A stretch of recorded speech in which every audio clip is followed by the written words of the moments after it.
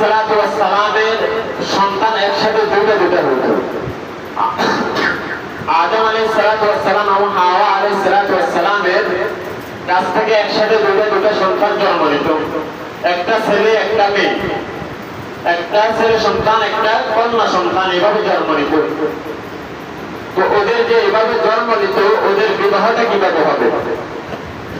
তো ওই জামানার আদম আলাইহিস সালাতু ওয়াস সালামের জামানার সেই বিবাহের সিস্টেমটা এমন ছিল যে আদম আলাইহিস সালাতু ওয়াস সালামের প্রথম যে দুইটা সন্তান হবে তার মধ্যে একটা ছেলে একটা মেয়ে, দ্বিতীয় যে আবার দুইটা সন্তান হবে তার মধ্যে একটা ছেলে একটা মেয়ে, দ্বিতীয়ত যে আবার দুইটা সন্তান হবে তার মধ্যে একটা ছেলে একটা মেয়ে।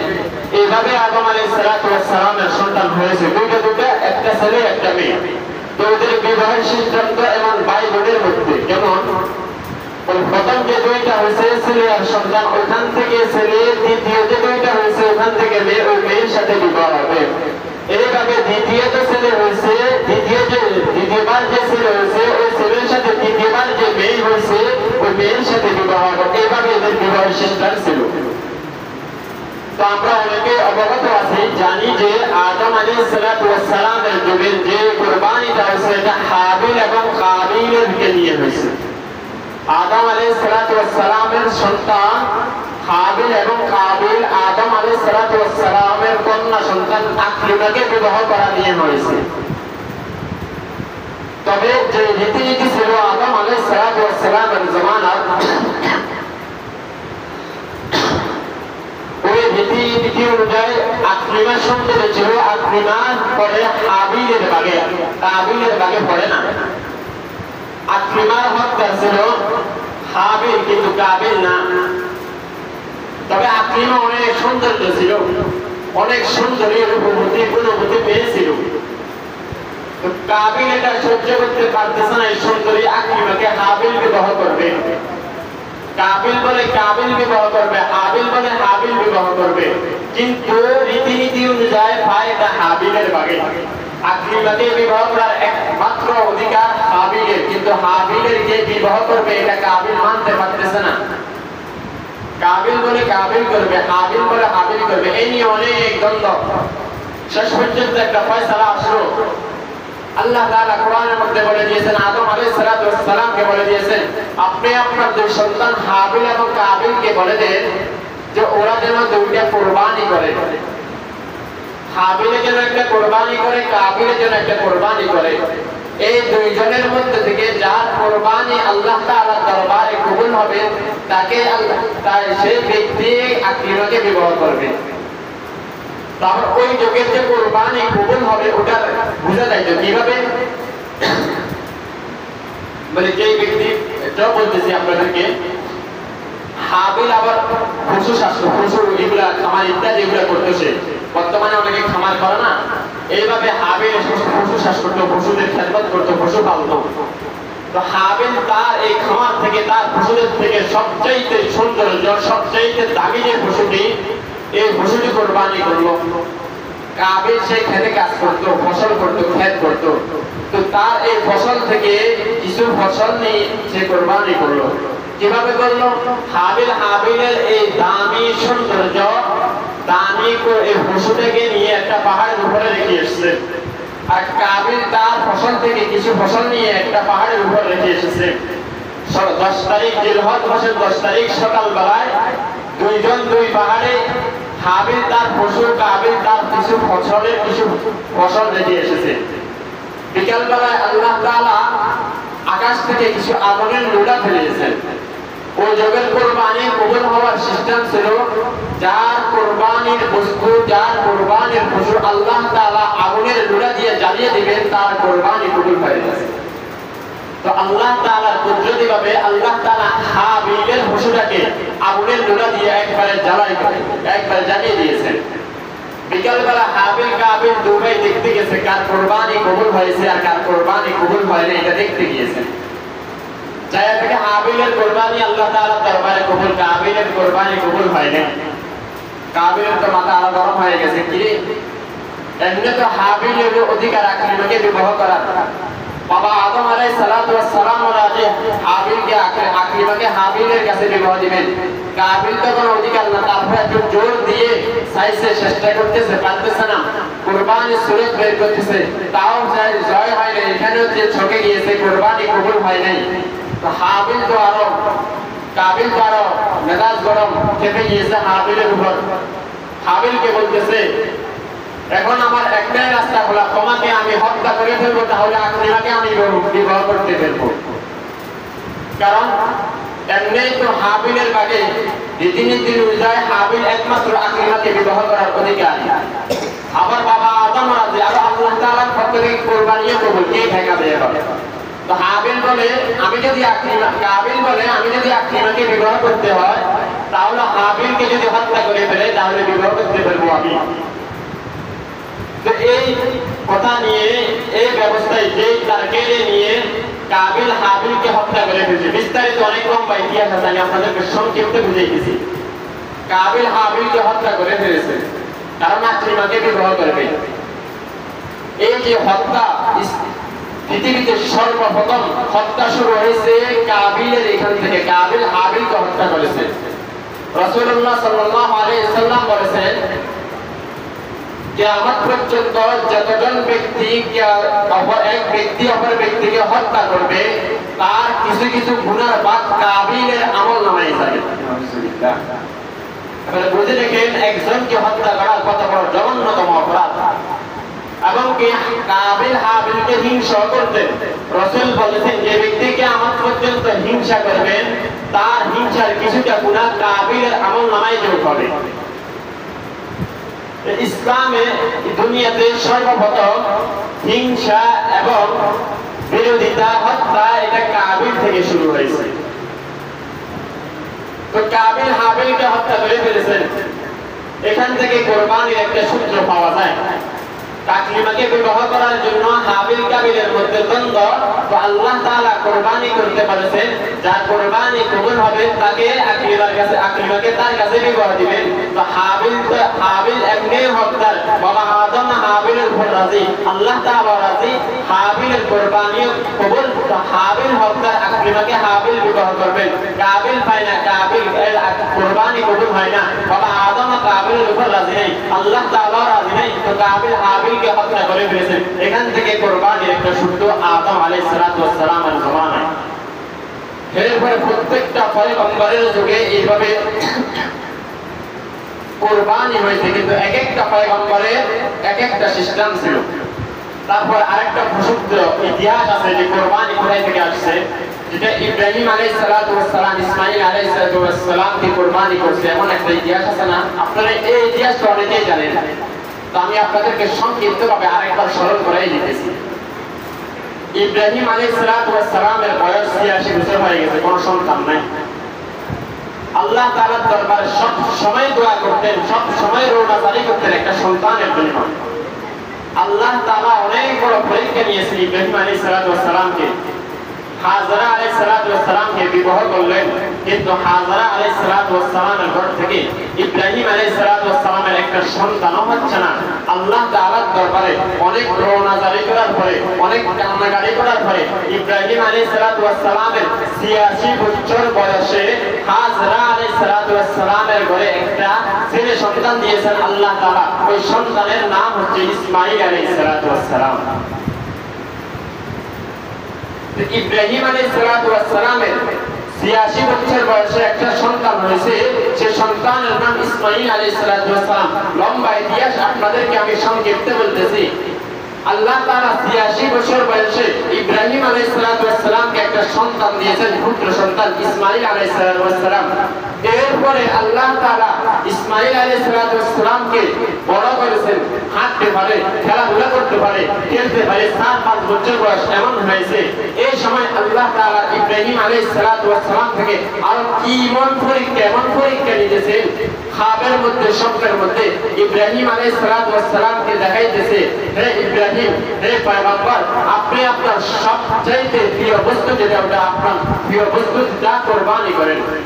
পরের দিন সকালবেলা ইব্রাহিম আলাইহিস সালাতু ওয়াস সালাম ঘুম থেকে উঠে ১০০টা উট কুরবানি করলেন।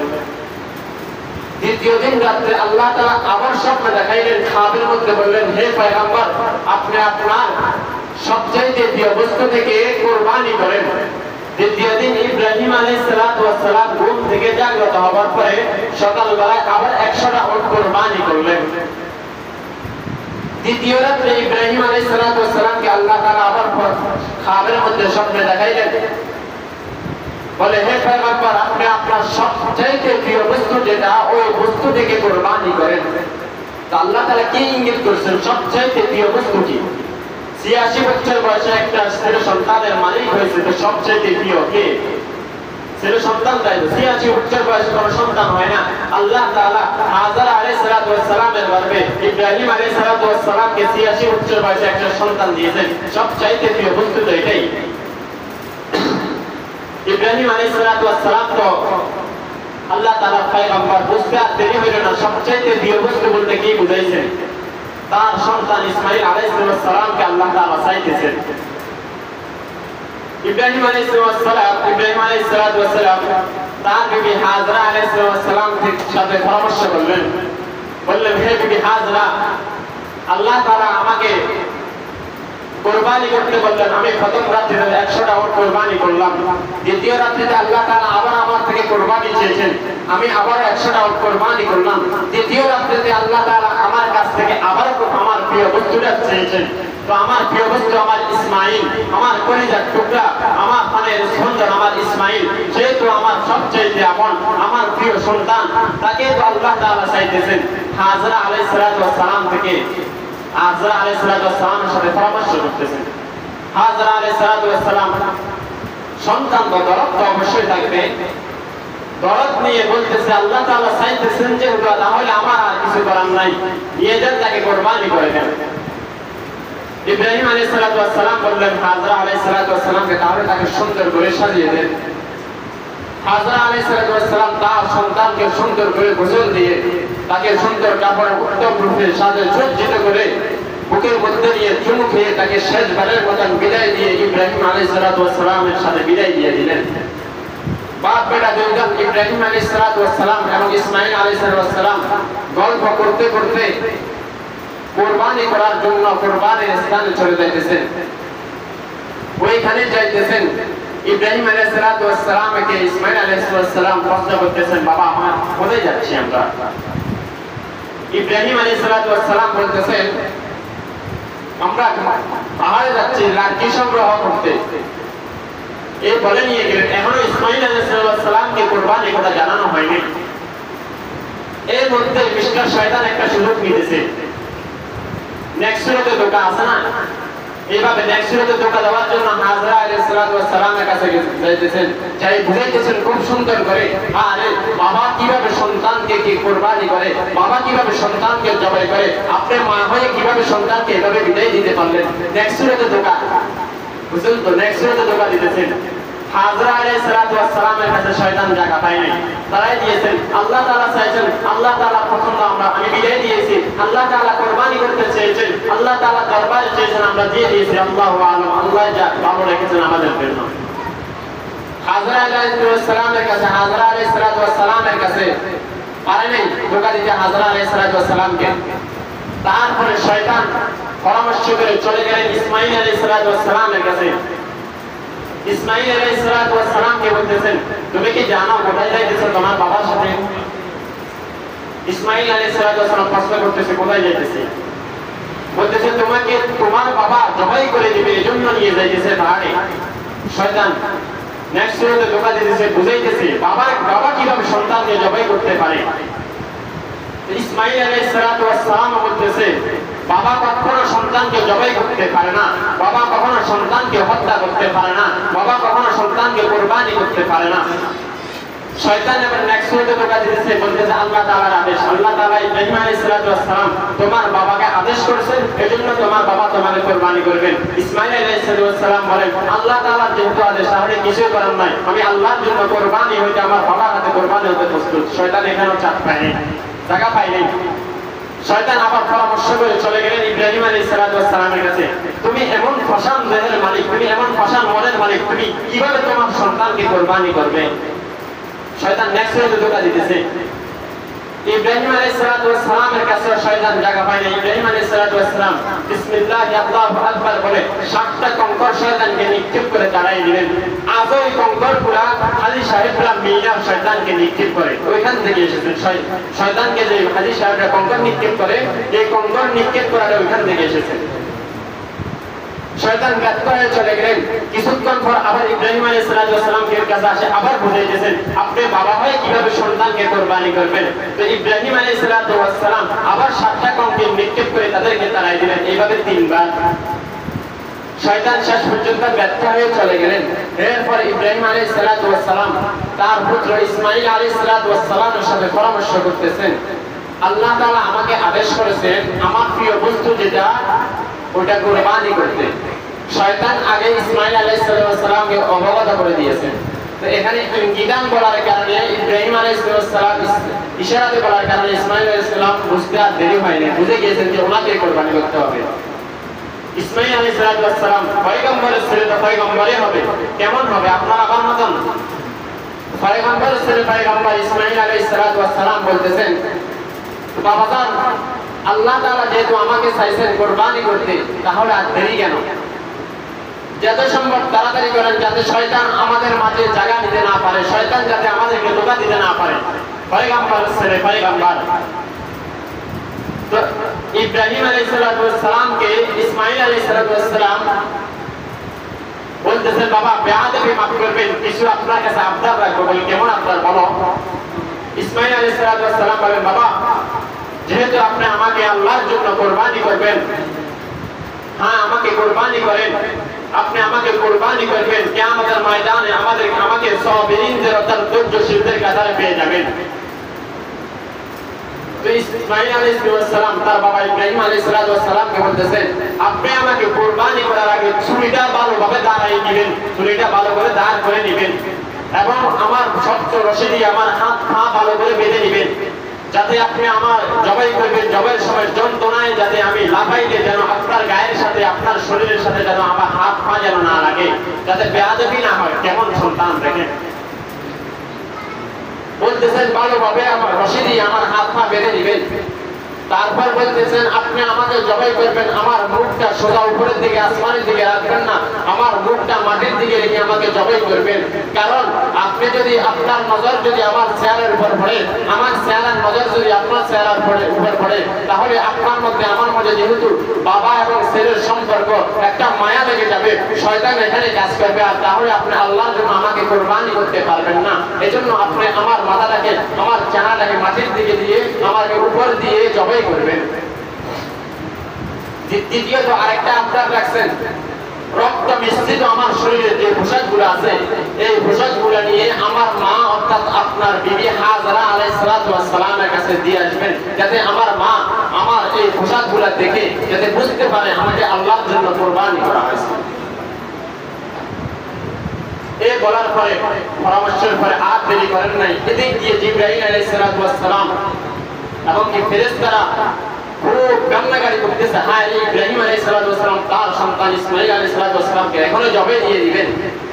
আল্লাহ তাআলা দরবারে যাইতেছেন আর আসতেছেন কি, আল্লাহ তাআলা কোনো পরামর্শ দেয় কিনা, কোনো কিছু জানাই কিনা, শুধু যাইতেছেন আর আসতেছেন আর কান্নাকাটি করতেছেন, হ্যাঁ ইসমাঈলকে তার বাবা কুরবানি করে দিবে, তার বাবা জবাই করে দিবেন। এরপর ইব্রাহিম আলাইহিস সালাম তার সন্তান ইসমাঈল আলাইহিস সালামকে শক্ত করে বেঁধে নিলেন। বেঁধে নেওয়ার পরে তার কিভাবে ইসমাঈল আলাইহিস সালাম যেভাবে বলেছেন ওইভাবে মাথাটাকে নিচের দিকে দিয়ে চানাটাকে নিচের দিয়ে দিয়ে জবাই করবেন, ছুরি বের করলেন, জবাই করবেন, গলার মধ্যে ছুরি বসাইলেন, খুব ধারালো ছুরি, কসম দিয়ে ইব্রাহিম আলাইহিস সালাম বিসমিল্লাহ আল্লাহু আকবার বলে জবাইটা আরম্ভ করবেন। এত ধারালো ছুরি ইব্রাহিম আলাইহিস সালাম ধারাইতে যেভাবে বসাইতেছেন, একটা পশমও কাটতেছেন না। আল্লাহু আকবার। শেষ পর্যন্ত ইব্রাহিম আলাইহিস সালাম বিরক্ত হয়ে ছুরিটাকে এইভাবে নিক্ষেপ করলেন, রাগ করে এই ছুরিটা নিক্ষেপ করার পরে একটা পাতার উপর পড়লো, পাতার উপর পড়ার পরে পাথরটা সাথে সাথে খণ্ড বিখণ্ড হয়, এত দাঁড়ানো ছুরি। ছুরিটা পাতার উপর পড়ে পাথর টুকরা টুকরা হয়ে গেল, কিন্তু ইসমাঈল আলাইহিস সালাম একটা পশমও কাটতেছে না এই ছুরিটা। বুঝতে দেখেন কিভাবে আল্লাহ তাআলা পরীক্ষা নিতেছেন। এরপরে ইব্রাহিম আলাইহিস সালাম কিছুক্ষণ অপেক্ষা করার পরে আবার ছুরিটা নিয়ে আবার চেষ্টা করতেছেন, আবার জবাই করবেন, কারণ আল্লাহ তাআলা আদেশ জবাই তো করবে। আল্লাহ তাআলা ফেরেশতাদের মাধ্যমে জান্নাত থেকে জিবরাইল আলাইহিস সালামের মাধ্যমে জান্নাত থেকে একটা দুম্বা নিয়ে আসছেন। এই জান্নাতি দুম্বাটাকে ইব্রাহিম আলাইহিস সালামের সুরের নেছে ইসমাঈল আলাইহিস সালাম ছিলেন, ইসমাঈল আলাইহিস সালামকে সরিয়ে এই জান্নাতি দুম্বাটাকে ইব্রাহিম আলাইহিস সালামের সুরের নেছে দিয়ে দিলেন। সুবহানাল্লাহ।